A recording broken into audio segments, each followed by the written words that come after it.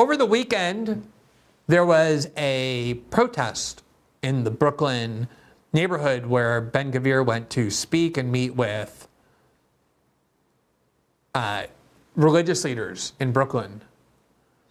And it ended up that the crowd of these Jewish religious fanatics welcoming Ben-Gvir, that crowd ended up becoming very violent and attacking at least 2 women physically, one of whom is an Israeli Jew, but who nonetheless was protesting Ben-Gvir. Here from the New York Times, the NYPD is investigating pro-Israel crowd's attack on women in Brooklyn.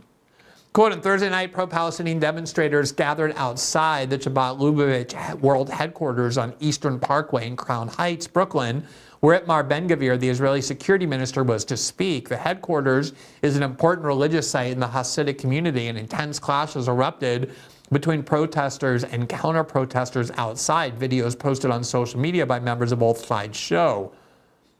At one point, hundreds of men and boys, hundreds, most of them Jewish, surrounded one woman, a woman.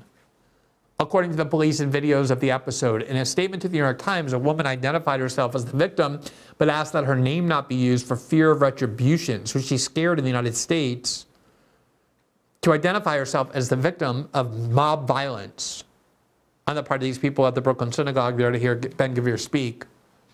She said she was not even involved in the protest, but had been watching with neighbors and pulled a scarf over her face when people began filming. She said she was quickly encircled by an angry crowd who shouted abuse at her and moved near a line of police officers for protection. The crowd, the victimized Jewish crowd, petrified to even leave their house because it's so unsafe for them in the United States, that crowd began to chant, quote, death to Arabs in Hebrew. Death to Arabs in Hebrew. Is that a genocidal chant? Death to Arabs? We're constantly hearing that people on campus chanted death to Jews or kill all Jews, which never actually happened. But here's a crowd of hundreds of men as they're menacing and physically attacking a woman, a single woman walking down the street, chanting death to Arabs in Hebrew.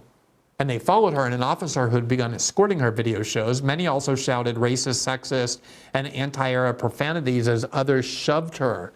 At least one hurled an orange construction cone at her head before the officer was able to put her in a police vehicle, the footage shows. The woman said she was terrified as members of the crowd kicked her in the back, spat at her, and threw objects at her head. And there are videos showing all of this. In another incident, pro-Israel counter-protesters harassed a second woman who was separated from fellow pro-Palestinian demonstrators and was injured, Mayor Adams said. Now, let's be very clear about one thing.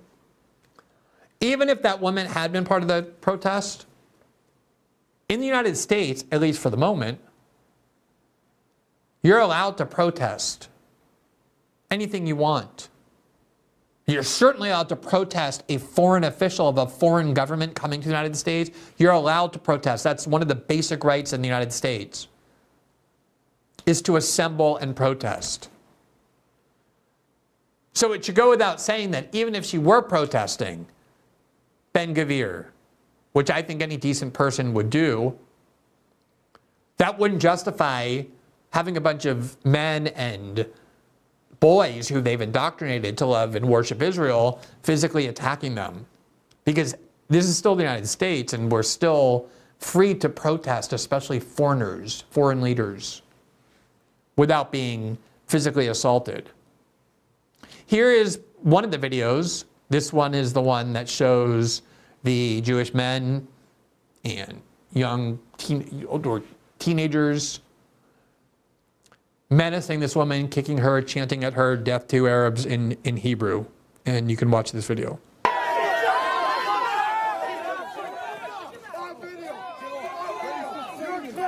Your dumb voice is going on TikTok.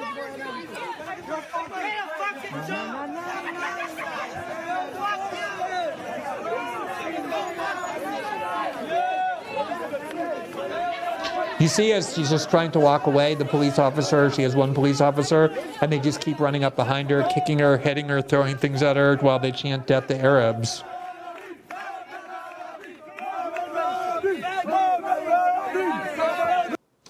Is this what we want in the United States? A bunch of violent mobs physically attacking lone women?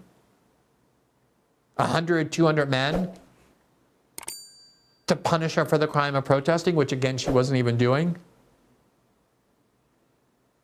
And we're supposed to believe that this is the group in the United States that are the only real victims, the only real endangered victim group in the United States are American Jews, who are too afraid to even go out on the street and therefore need the protection of the government and the state with special privileges and rights, and even including censorship of speech, including campus censorship.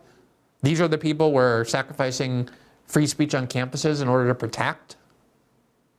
Do they look like a victim group to you? Now, there was a second woman who wasn't just menaced, but beaten. And pretty severely. And what you had is pictures of her that circulated on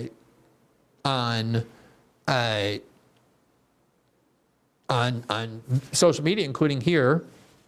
You see her with her face all bruised, her head all bruised. And there were people on Twitter. Here is Yael Yacobi. You may remember him. He was the 22-year-old student at the University of Pennsylvania who Mike Johnson had come to Congress. And he stood up and he said, I am not safe. I do not feel safe. This big 22-year-old student at the University of Pennsylvania, one of the most privileged people on the planet, goes to Congress and says, I am not safe, using exactly the language of the woke left that had been so mocked and criticized by these same people. So while he was weeping and whining about how he doesn't feel safe, even though he was never physically attacked or threatened, here's what he said about this Jewish woman who ended up being beaten. And here's the photo that we have of her. Here, you can see her there. She's bleeding. She has water in her pants, on her pants. And this is how he interpreted that photo and what he said. Quote, she tried to assault Jews outside of a synagogue. She ended up leaving in handcuffs and peeing her pants. FAFO, which means fuck around and find out, meaning she's the one who's to blame.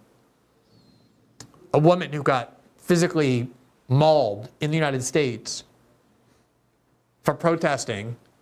These Israel loyalists are saying, yeah, she got what she deserved. You don't protest Israel in the United States unless you want to get beaten.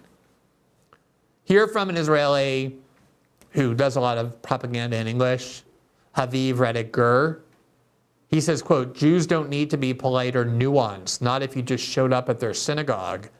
They need to walk right up to you and punch you in the face because you're a vile bigot trying to intimidate them. Lubavitchers are famously kind and outgoing. You deserved worse.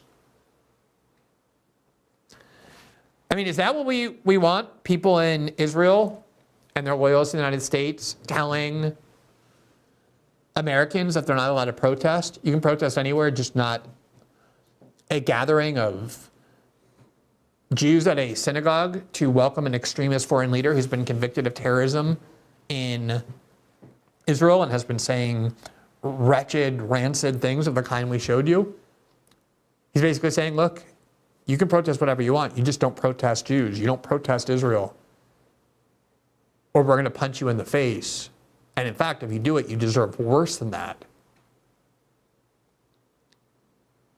Hear from Dropsite News, which reported on all of this, quote, the only thing that gives me some joy is that while all the Zios were celebrating and laughing at me, I'm over here thinking y'all hit a Jew with a damn Israeli passport. Great job.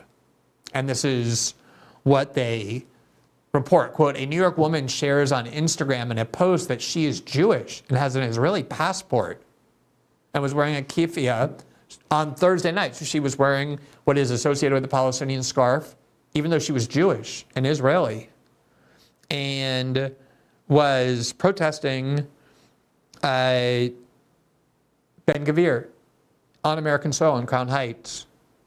They go on, where racist Israeli National Security Minister Itamar Ben-Gvir was giving a speech. He was left bloodied with a head wound that required medical attention after a violent mob of mostly Orthodox Jewish counter-protesters attacked and assaulted pro-Palestine protesters. The incident also led to 6 arrests.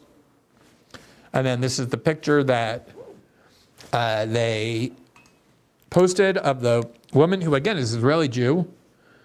And you see here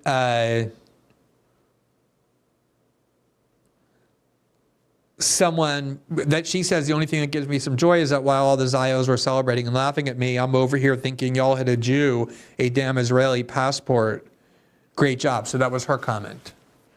That they were chanting anti-Arab stuff. They thought she was an Arab. Instead, she was a Jew. There she is lying on the ground, and here she is with her face beaten up. And as I said, there she is too, as a bunch of different people, including Israelis who don't even live in our country. They're not even citizens of the United States. They're not citizens of the United States. They're just Israelis. They have no connection to the United States at all. But they use social media to say, yeah, you can't protest our leaders. And if you do, you're going to get punched in the face, even though you probably deserve worse. Like, to what extent are we willing to sacrifice our core liberties, our basic rights, guaranteed by the Constitution, in servitude to this foreign country and to its loyalists inside the United States? Thanks for watching this clip from System Update, our live show that airs every Monday through Friday at 7 p.m. Eastern, exclusively on Rumble. You can catch the full nightly shows live or view the backlog of episodes for free on our Rumble page. You can also find full episodes the morning after they air across all major podcasting platforms, including Spotify and Apple. All the information you need is linked below. We hope to see you there.